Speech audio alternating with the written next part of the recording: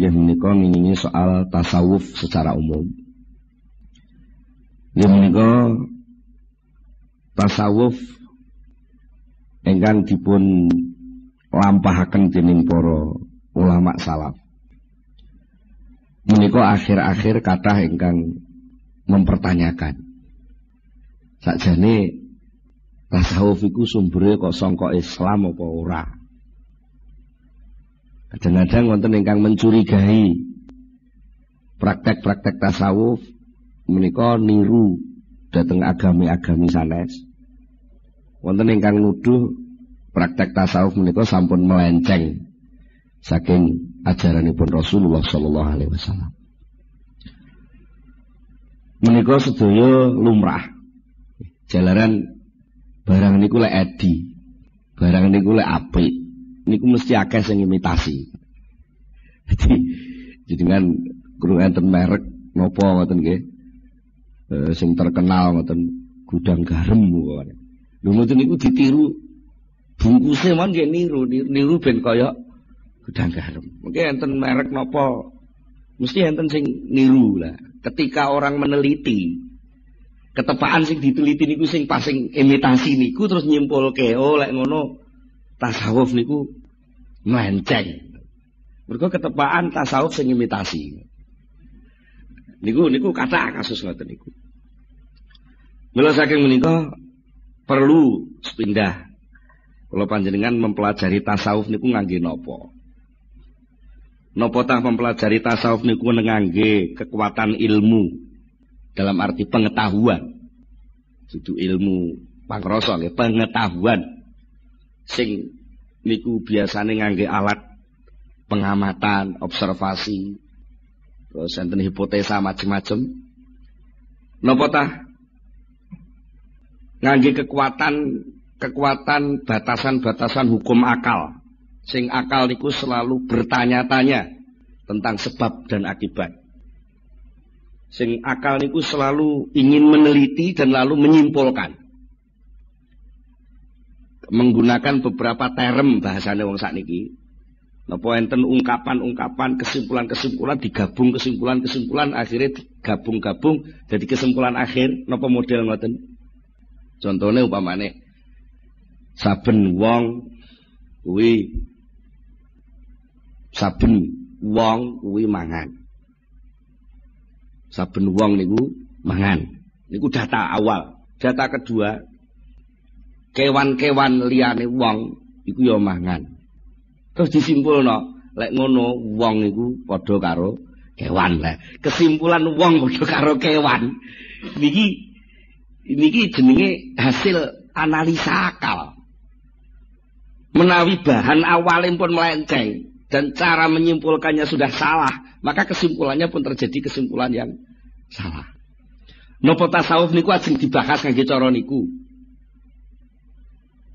Enten malih kekuatan ketiga sing mungkin serodok pas. Kekuatane menungso niku sak liyane ngerti, sak liyane nyimpulne nganggo akal, menungso niku gadah sing jenenge roh. Roh niku nggih roh nggih. Napa nggih? Istilahnya lek umume nggih akune dhewe-dhewe. Mergo lek diarani roh niku dimaknani nyawa. Niku isih diakoni nyawaku. Berarti dudu aku. Nggih. Roh niku nggih roh jati diri kemanusiaan. Sing niku seringkali pikantuk semacam pencerahan. Moro-moro rasane ngerti. Contone panjenengan lek diteliti pemane akal niku takok, mulai kapan sampean ngerti eneke akune sampean? Tapi jenengan angen-angen. Mulai kapan sampean kok kenal sing jenenge aku? Niku mboten iso jawab krana niku isyraq, pencerahan akunya sendiri, tahu tentang aku itu sendiri. Dan itu tidak pakai akal. Mergo lek pakai akal mesti liwat penelitian. Golek penelitian ngoten lagi iso nemokne oh iki aku lho ngoten. Mane sok-sok pelawak niku sok banyol niku mergo melenceng saka umume wong mikir malah muni aku ndi aku ngono. Lho ning ndi kupingku lho tunggale ngoten niku. Niku krana niku sesuatu sing pun isrot sing pun jelas, ora usah digoleki wis enek. Aku niku lah. Niku sing nampa pengertian tentang onoe aku niku wau jenenge ruh. Prosesnya pakai isrok utawi ilham. Saterusipun menawi kala wau sampun kita bicara nggih masalah ilmu dalam arti pengetahuan. Jelas ilmu sedudu ilmu jurus, sedudu ilmu 8 dewa. Jelas ilmu niku maksudnya ilmu niku pengetahuan. Pengetahuan, tahu. Menawi kula panjenengan sedaya pengen nglebeti ilmu tasawuf dalam arti tanda kutip alam tasawuf itu sendiri menggunakan ilmu atau menggunakan pengetahuan, maka yang namanya pengamatan tahu itu sendiri, tahu itu hanya bisa mengamati kulit dan penampilan bentuk saja. Akhirnya enten sing nun sewu kebliduk tasawuf iku ya lek wong gelem nganggo sarung serodok kumel, klambine nglinting, ambune ora patek wangi, kupluke nyadam mabang suwe ora tau ganti. Nggih. Sarungan ngisor dengkul. Niku jenenge bentuk penampilan lahir. Terus niku diartekne ya iku tasawuf, mesti kebujuk. Ya niku. Tasawuf niku duduk niku. Tasawuf niku duduk wong sing nganggo sarung sing elek-elek terus moh numpak sepeda motor mlaku terus. Niku mboten niku tasawuf. Walaupun mungkin nanti ada beberapa suatu keadaan si murid tasawuf itu kadang-kadang karena suatu pelajaran dia harus melakukan hal seperti itu dan itu tidak selamanya. Mungkin melalui proses itu juga bisa. Tapi bukan itu tasawuf. Nah, niku bahayane ngoten nek kula jenengan nyimpulne apa-apa mung sekedar delok jarene kabare terus niku mengke mesti kebliduk. Ini ibaratnya meng kaya wong ndelok ceritane ketoprak nglakokne Sunan Kalijaga dan mergo ndelok ini ndelok tampilan, tidak ndelok Sunan Kalijaga. Akhirnya ngertine mung bentuk wadah sing ditampilno pemeran Sunan Kalijaga niku terus kebliduk. Ya iku lho Sunan Kalijaga. Padahal itu hanya pemeran Sunan Kalijaga. Iku bahayane wong sing mengamati tasawuf ngangge pengetahuan. Lajeng enten malih sing mengamati tasawuf ngangge akal. Artinya akal niku pakai hukum akal logika. Pakai kias. Damel napa? Hukum-hukum logika untuk menyimpulkan suatu kesimpulan. Mergo nalikane kula panjenengan menggunakan akal untuk memasuki lautan tasawuf yang tak terbatas itu. Kalau kita memasuki taman-taman indahnya tasawuf, lalu kita menggunakan akal yang serba bertanya dan mesti letterlek saklek. Nek iki enek A mesti kesimpulannya B. Nek A gandeng karo B arep muncul jenenge C dan begitu seterusnya. Niku pol-polane pol kemampuan akal niku hanya mengamati materi lahir. Senajan materi lahir niku kenging tinggi bahan awal pemikiran akal niku piyambak. Contone niki ana biting siji, ana maneh biting maneh siji. Terus sampean amati disimpulke biting siji dijejer karo bitung siji kesimpulannya biting loro. Niku akhirnya terus dienggo pedoman senajan bitinge wis gak enek, akal pun mlaku dhewe. Siji ditambah siji mesti loro. Karena napa bahan awalnya keng materi. Lah mongko sing jeneng tasawuf itu bahan-bahan yang dipakai pemahamannya bukan material.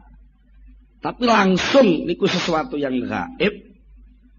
Ya, sesuatu yang gaib, sesuatu yang begitu luas di alam awang-awang ibaratnya ngoten, sing tak terbatas.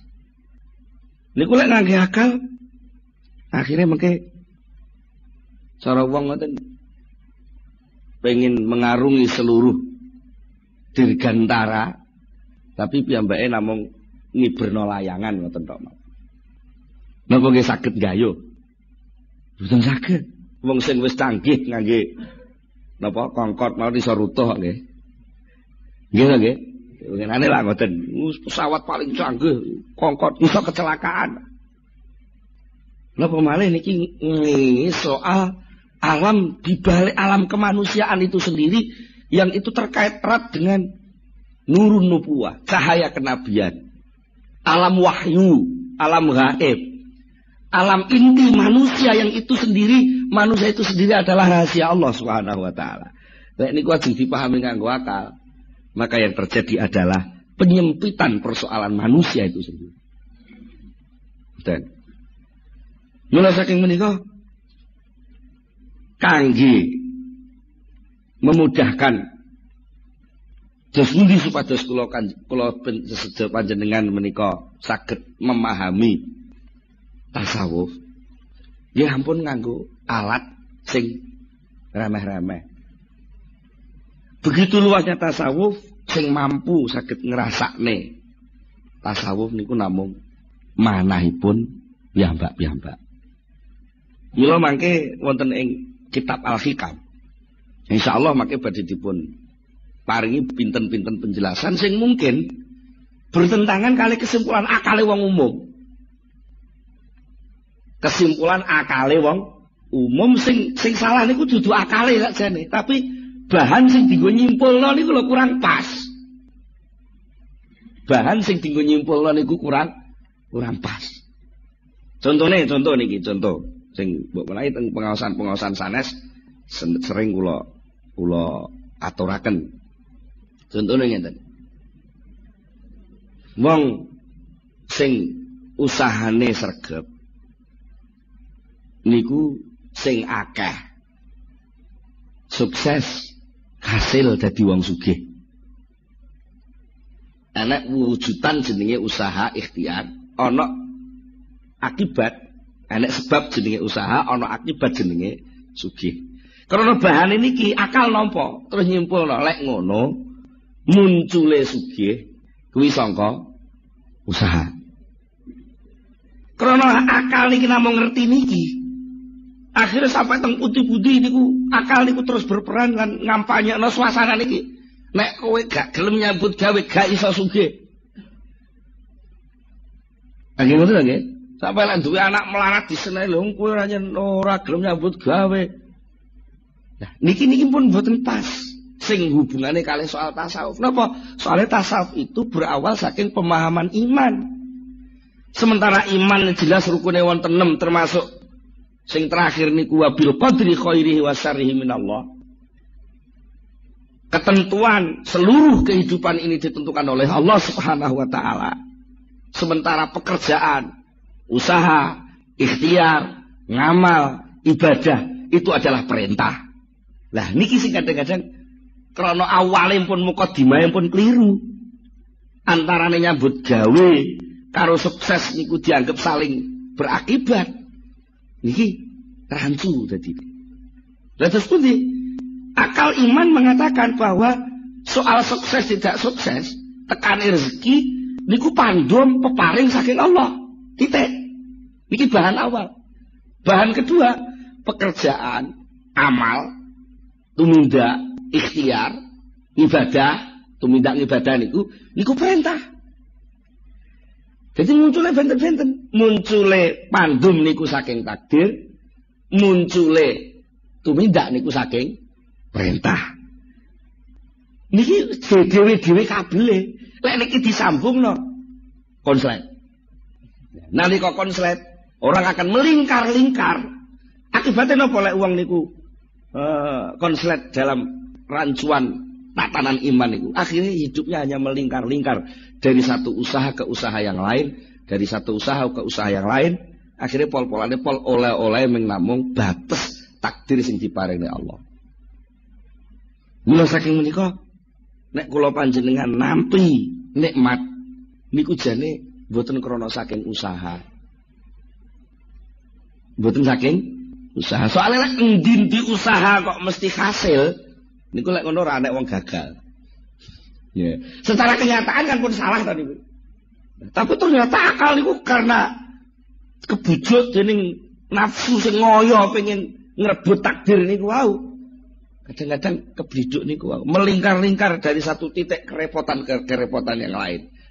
Sementara dia nggak akan dapat rasa tentrem sedikit pun. Mergo napa? Pada hakikatnya nurani, rohani kemanusiaan itu adalah sesuatu yang luas tak terbatas. Sementara yang namanya akal itu punya rancangan yang sangat terbatas. Akibatnya malih nalika wong niku nuwun sewu kemlelet. Cara wong Blitar kemlelet, cara wong Jombang kemeletak. Kemeletak. Berusaha untuk membatasi, mengatur perilaku manusia dengan hasil akal. Maka yang terjadi adalah benturan-benturan sosial. Mergo wong niku enten malah unen-unen cara Blora Jawa Tengah siji silit siji anggit. Angger wong niku duwe pertimbangan sendiri-sendiri. Perilaku orang itu ditentukan oleh kemauannya sendiri-sendiri. Nah, akal itu punya penemuan sendiri-sendiri. Lah kok ada penemuan akal seseorang ingin mengikat orang lain, pasti terjadi kegagalan. Contohnya, komunisme gagal. Kapitalisme gagal. Dia napa menungso lho, nggih. Lek tujuane kapitalisme sing ingin menguasai mungkin bisa. Tapi lek ingin menenteramkan kehidupan dengan model kapitalisme, sosialisme, itu semua akan gagal. Mergo napa? Manusia itu rahasia Allah. Karena rahasia Allah hanya bisa diselesaikan oleh aturan-aturan Allah itu sendiri. Jadi lek akale menungso kok ingin berusaha untuk mengikat perilaku manusia, niku jenenge akal sing terbatas ingin ngatur sesuatu yang tak terbatas. Tidak mungkin itu bisa selesai. Nah, terus apa hubungannya soal niki kalih tasawuf? Pada dasarnya tasawuf niku adalah mengajak orang untuk tunduk, sujud, membersihkan keinginan-keinginan jenggelek. Gitu, penak ngomong ngono. Kok jenggelek niku? Bahasa Indonesia ini jenggelek ini angel niku. Dikise sujud ya sudah sujud. Akalnya sujud kepada Allah. Fisiknya sujud menurut aturan Allah. Perilakunya sujud menurut syariat Allah. Rohaninya sujud menerima seluruh keberadaan Allah. Nah, niku mboten saged dipahami ngangge akal, mboten saged. Wong akal itu hanya mau bertanya dan dijawab. Akal itu hanya taunya sebab dan akibat. Sementara Allah itu bukan sebab dan Allah bukan akibat, tapi Allah itu pembuat sebab dan pembuat akibat. Lha napa nggih iso? Akal niku ngrasakno teori tasawuf. Kadang-kadang kok teori tasawuf. Akal ini kadang-kadang ngerasakno uripe dhewe bingung. Nuwun sewu, niki nuwun sewu. Jenengan kadang-kadang nggih tau ngalami susah ning ora ro sebabe. Ngene, sering lagi. Akal niku akal bertanya-tanya itu. Jane nyapa to aku kok susah iki nyapa? Duit wis nyekel, bojo nyanding. Bojo wis nyanding, duit wis nyekel, pangkat wis dhuwur. Tapi apa enggak susah iki jane? Sing tak susah iki apa? Kaki apa enggak bingung nggih? Karena apa? Itu soal rohani, soal inti kemanusiaan. Mulane lajeng larinya kadang-kadang lari kepada materi lagi sehingga terjadi penurunan derajat kemanusiaan. Contohnya nalika piyambake jibeg karo sebabe, mergo wis dadi wong sukses. Asale ndek omahe ning desa, terus dadi artis urip ning kota, sembarang kalir keturutan. Mergo honore leh dadi artis niku wis cukup sak cukup-cukupe. Tapi kok enggak ada yang kurang. Mergo napa? Ora sujud. Karena sujud itu pada hakikatnya adalah watak dasar kemanusiaan itu sendiri. Ketika watak dasar itu enggak dilakukan, cara wadat ngoten keju. Ngertos keju nggih. Wong biasane obah-obah terus gak diubahne niku keju. Nah, saat keju niku lho butuh pelampiasan. Nah, pelampiasan niku kadang-kadang enten sing salah terus. Bangsa narkoba, bangsa ekstasi, bangsa mendem lan sak teruse niku. Niku krana tuntutan jero sing gak keturutan.